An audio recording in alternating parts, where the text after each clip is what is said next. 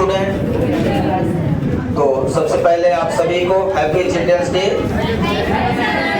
अभी तक हम लोगों ने इस 14 नवंबर तक 10 चैप्टर फिजिक्स के कंप्लीट किए हैं और लगभग 10 चैप्टर आज हमारा लास्ट है। थ्योरी पार्ट में हो ही जाएगा, एनसीईआरटी कल करेंगे। तो हम लास्ट टॉपिक पे हैं। अभी तक जो हमने डिस्कस किया है उसमें न्यूटन्स मॉलिक्यूलर थ्योरी और उसके बाद Huygens wave theory, Huygens principle, wave front, diffraction, Young's double slit experiment, different kinds of and derivations, fringe width find किया, beta equal to lambda D by small D, ये derivation किया। आज हम लोग discuss करेंगे पोलराइजेशन। क्या discuss करेंगे? Polarisation. Heading लगाएंगे सभी।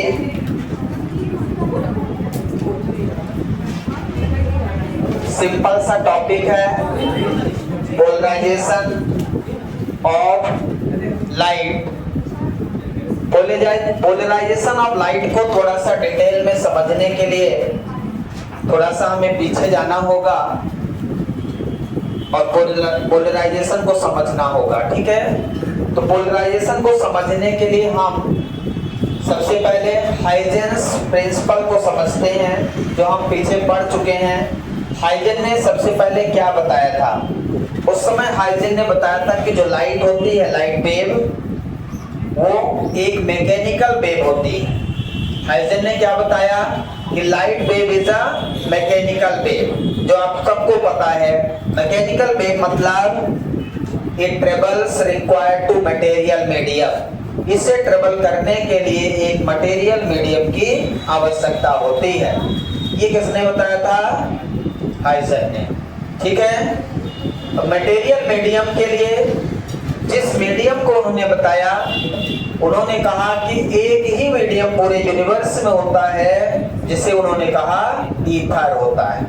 कौन सा मीडियम होता है? ईथर, ओनली सिंगल मीडियम, ठीक है। जो बहुत लाइट होता है, बहुत हल्का होता है मीडियम, ऐसा मीडियम होता है जो वैक्यूम में होता ही नहीं है, केवल एक मीडियम होता है। बाद में मैक्सवेल ने जब इलेक्ट्रोमैग्नेटिक वेव की खोज की, तब वो सब गड़बड़ हो गया, क्योंकि इलेक्ट्रोमैग्नेटिक वेव में इलेक्ट्रिक फील्ड और मैग्नेटिक फील्ड का कॉन्सेप्ट आ गया। जहां इलेक्ट्रिक फील्ड, मैग्नेटिक फील्ड और वेव प्रोपोगेट कर रही है, वहां पे हमें वेव को ट्रेवल करने के लिए किसी मटेरियल की आवश्यकता नहीं है। मैक्सवेल ने कहा कि वेव प्रोपोगेट होने के लिए किसी मीडियम की आवश्यकता नहीं है। मतलब उस समय हाइजेन प्रिंसिपल वेव थ्योरी गलत हो गई। क्यों? क्योंकि हाइजेन ने क्या बताया था कि वेव को ट्रेवल करने के लिए मीडियम चाहिए, और उस मीडियम को उन्होंने ईथर बताया था। लेकिन मैक्सवेल ने क्या बता दिया कि इसको ट्रेवल करने के लिए किसी मीडियम की आवश्यकता नहीं है, यहाँ तो केवल इलेक्ट्रिक और मैग्नेटिक फील्ड है। अब पोलराइजेशन पे जब बात आती है, तो पोलराइजेशन के लिए हमारे साइंटिस्ट ने जो बताया कि जो लाइट सोर्स है वो एज अ इलेक्ट्रिक फील्ड है। लाइट सोर्स को क्या बता दिया उन्होंने? Electric field. मतलब उसमें जो इलेक्ट्रिक फील्ड है वो चारों डायरेक्शन में निकलती है। अब डायरेक्शन ऑफ वेव प्रोपोगेशन एक निश्चित डायरेक्शन में होती है, डायरेक्शन ऑफ वेव प्रोपोगेशन। तो जो लाइट निकल रही है, जो यंग्स डबल स्लिट एक्सपेरिमेंट के माध्यम से आपने समझा कि स्लिट के माध्यम से वो डायफ्रैक्ट हो रही थी, एक जगह से दूसरी जगह पे स्लिट के माध्यम से मुड़ रही थी, ये आपने समझ लिया है। लेकिन इन्होंने कहा कि जो कोई लाइट सोर्स है, वो सोर्स से चारों डायरेक्शन में जो लाइट निकल रही है वो इलेक्ट्रिक फील्ड है। Light source behave as a electric field. अब इलेक्ट्रिक फील्ड का मतलब, यदि हम यहाँ पे सबसे पहले नॉन पोलराइज्ड लाइट की बात करें, नॉन पोलराइज्ड और पोलराइज्ड, यदि नॉन पोलराइज्ड की बात करें तो इसका क्या मतलब है? लाइट रेज एक पर्टिकुलर डायरेक्शन में प्रोपोगेट होती है। क्या होती है? प्रोपोगेट होती है। ये डायरेक्शन ऑफ वेव प्रोपोगेशन है, डायरेक्शन ऑफ वेव प्रोपोगेशन। ठीक है। जब हाइजेन ने बताया कि ये मैकेनिकल वेव होती है, तब उस समय ये लॉन्गिट्यूडनल वेव थी। Mechanical wave is a longitudinal wave, मतलब लॉन्गिट्यूडनल वेव में वेव के पार्टिकल्स आगे पीछे वाइब्रेट होते हैं। वेव के पार्टिकल्स आगे पीछे वाइब्रेट, जिस डायरेक्शन में वेव जा रही है उसी डायरेक्शन में वेव के पार्टिकल जा रहे हैं। लेकिन जब मैक्सवेल ने अपना काम किया और बोला इसको ट्रेवल करने के लिए किसी मीडियम की आवश्यकता नहीं है, उस समय लाइट वेव क्या हो गई? ट्रांसवर्स वेव हो गई, क्योंकि उसको ट्रेवल करने के लिए मीडियम की आवश्यकता नहीं है, तो मैकेनिकल वेव नहीं है। और मैकेनिकल वेव नहीं है तो उसके पार्टिकल्स ट्रांसवर्स हो गए ऊपर नीचे। अब यदि यहाँ पे सोर्स है, यहाँ पे क्या है? Source of light. Source of light का मतलब लाइट चारों डायरेक्शन में प्रोड्यूस होगी इस तरह से। ये सोर्स ऑफ लाइट है। सोर्स ऑफ लाइट को साइंटिस्ट ने बताया कि ये इलेक्ट्रिक फील्ड है। ये जो पार्टिकल, लाइट के जो पार्टिकल्स निकल रहे हैं ना, ये इलेक्ट्रिक फील्ड के रूप में निकल रहे हैं। प्लेन के परपेंडिकुलर डायरेक्शन में इलेक्ट्रिक फील्ड निकल रही है। क्या निकल रही है? Electric field. अब इलेक्ट्रिक फील्ड लाइंस क्या इधर भी जा रही है। यदि ट्रांसवर्स वेव है तो इलेक्ट्रिक फील्ड परपेंडिकुलर होना चाहिए। इस लाइट के पार्टिकल्स क्या होना चाहिए? परपेंडिकुलर डायरेक्शन में प्रोपोगेट होना चाहिए। यदि इस डायरेक्शन में पार्टिकल जा रहे हैं तो लॉन्गिट्यूडनल तो है। तो पोलराइजेशन के लिए उन्होंने क्या किया कि पोलराइड्स यूज कर दिया। पोलराइड्स क्या होता है? एक निश्चित डायरेक्शन ऑफ वेव प्रोपोगेशन के परपेंडिकुलर की लाइन पास होंगी, बाकी पास ही नहीं होगी। पोलराइड्स क्या करेगा? परपेंडिकुलर डायरेक्शन की लाइट रेज को, जो परपेंडिकुलर डायरेक्शन की लाइट रेज हैं उनको पास कर देगा, बाकी को क्या कर देगा? ब्लॉक कर देगा। तो एक निश्चित डायरेक्शन में पार्टिकल जो है लाइट के, वो वाइब्रेट करते हुए आगे बढ़ जाएंगे। उस तरह से आपकी वेव, लाइट वेव क्या होगी? आगे की ओर बढ़ जाएगी। इस तरह से इन्होंने ये बताया कि लाइट जो होती है वो वेव नेचर की होती है और ट्रांसवर्स नेचर की होती है। क्या बताया? ट्रांसवर्स नेचर की होती है। दोनों चीज प्रूव हो गया यहाँ पे। तो पोलराइजेशन में हम लोग यही चीज प्रूव करने वाले हैं। समझ आया क्या? समझ आ गया?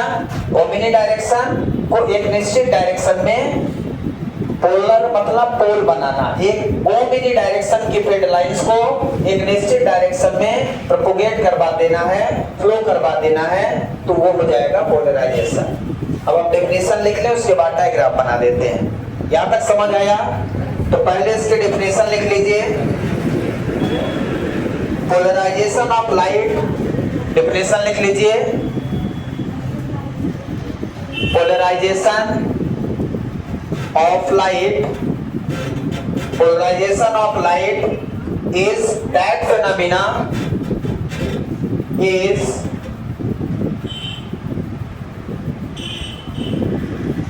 phenomena that phenomena in which vibration of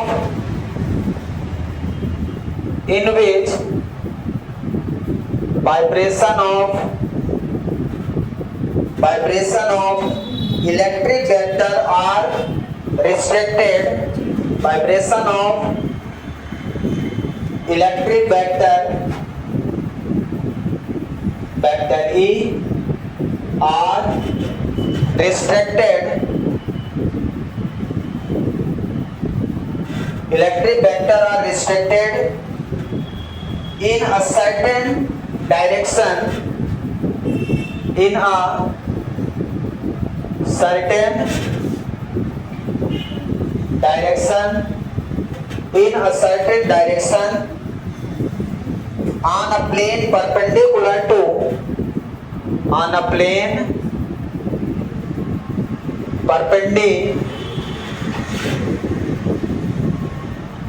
perpendicular to the direction of propagation of light, to the direction of propagation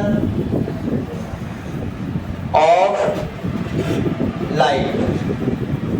और सिंपल से डेफिनेशन है, polarisation of light is that phenomena in which vibration of electric vector, अभी मैंने जो समझाया आपको कि जो सोर्स है वो एज अ इलेक्ट्रिक फील्ड काम करेगा। सोर्स, लाइट सोर्स के जो पार्टिकल्स हैं वो इलेक्ट्रिक फील्ड की तरह बिहेव करेंगे। तो phenomena in which vibration of electric vector E are restricted, restricted किधर रिस्ट्रिक्ट हो रहे हैं, are restricted, restricted in a certain direction, restricted in a certain direction. मतलब मैंने आपको बताया कि electric field, source of light, electric field तो चारों डायरेक्शन में होगी। ये इलेक्ट्रिक फील्ड वेक्टर है। मान लो ये पॉइंट सोर्स है, तो पॉइंट सोर्स पॉइंट चार्ज है, चार्ज के चारों तरफ इलेक्ट्रिक फील्ड प्रोड्यूस होती है। चार्ज को आप लाइट सोर्स समझिए और फिर इलेक्ट्रिक फील्ड चारों डायरेक्शन में, ये इलेक्ट्रिक वेक्टर है।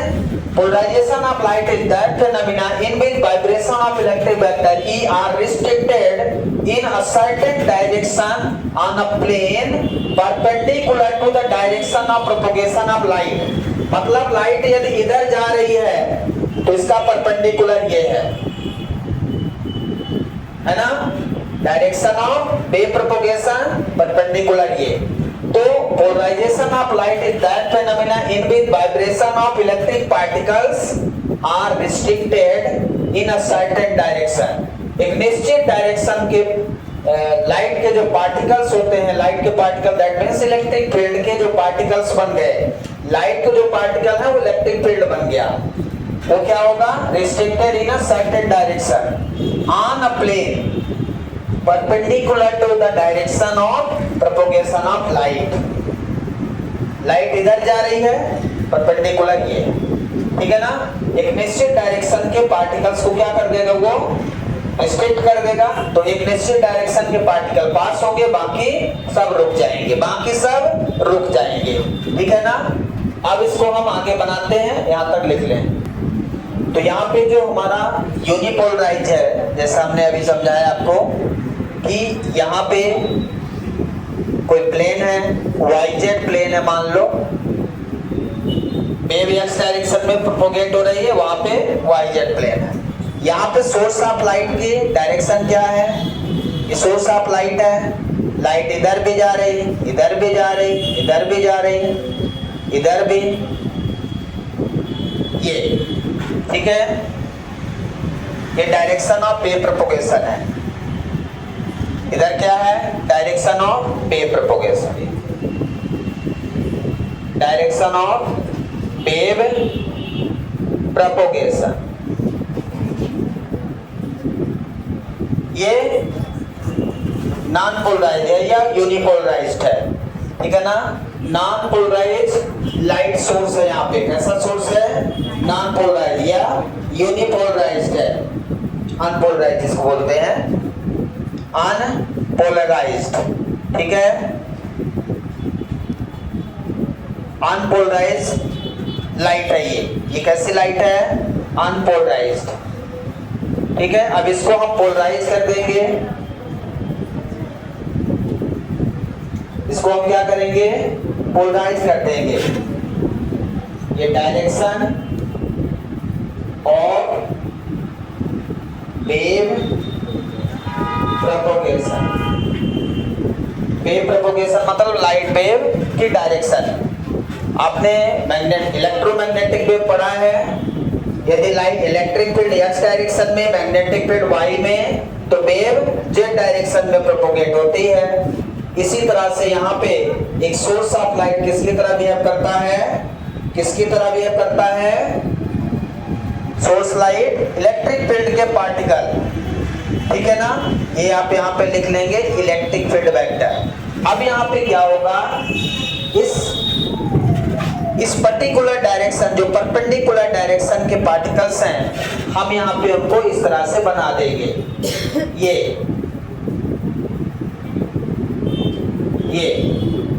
ठीक है ना। ये हो गया क्या, पोलराइज्ड लाइट। क्या हो गया, पोलराइज्ड लाइट। ये हो गया पोलराइज्ड लाइट। यहाँ अनपोलराइज्ड है, ये हो गया पोलराइज्ड वाई जेड प्लेन में। लाइट पोलराइज्ड किधर है, वाई जेड प्लेन में, और डायरेक्शन ऑफ वेव प्रोपगेशन क्या है, एक्स डायरेक्शन। ये हम मैं एक्स डायरेक्शन मान लेता हूँ। समझ आया क्या। तो एक्स डायरेक्शन ये हो गया, वाई जेड प्लेन में वेव पोलराइज हो गई। पोलराइज करने के लिए एक इंस्ट्रूमेंट डिवाइस का यूज करते हैं, दैट इज कॉल्ड पोलराइड्स, जो ऐसा करता है कि एक पर्टिकुलर डायरेक्शन की लाइट को पास करता है, बाकी को रिस्ट्रिक्ट कर देता है, उसको हम बोलते हैं पोलराइड्स। मतलब ऐसा जो करता है उसको बोलते हैं पोलराइड्स। ठीक है, क्या बोलते हैं, polaroids is a device which are passes only perpendicular light through the plane and all the lights are restricted, और बाकी की लाइट को क्या करता है, ये रिस्ट्रिक्ट कर देता है। अब यदि वेव के रूप में जा रहा है तो वेव ऐसे जाएगी यहाँ से, ठीक है ना। पोलराइड से यदि परपेंडिकुलर है तो उसको लाइट को पास कर देगी, यदि इंक्लाइंड है तो उसको ब्लॉक कर देगी। तो वो परपेंडिकुलर के पार्टिकल्स को पास करेगा, जैसे ये है ऐसे, ये डायरेक्शन, ये डायरेक्शन, ये डायरेक्शन, तीन डायरेक्शन यहाँ पे है। ये x हो गया, ठीक है ना, ये y हो गया और इधर z हो गया। तो ये पार्टिकल जो वाइब्रेट हो रहे हैं इनको कहेगा, अलाउ करेगा, जाओ ऐसे ऐसे। तो ये ट्रांसवर्स वेव हो जाएगा, ऐसे ऐसे चले जाएंगे आगे की ओर, ऐसे ऐसे। बाकी के जो पार्टिकल्स हैं इसके परपेंडिकुलर, उनको रोक देगा। बाकी के जो पार्टिकल्स ऐसे हैं उनको क्या करेगा, ये रोक देगा, इस पार्टिकल को आगे बढ़ा देगा। That is the polarisation. बस इतना ही पोलराइजेशन है। समझ आ गया आपको, इसको नोट डाउन कर लें, डायग्राम बना लें, इससे ज्यादा कुछ नहीं है।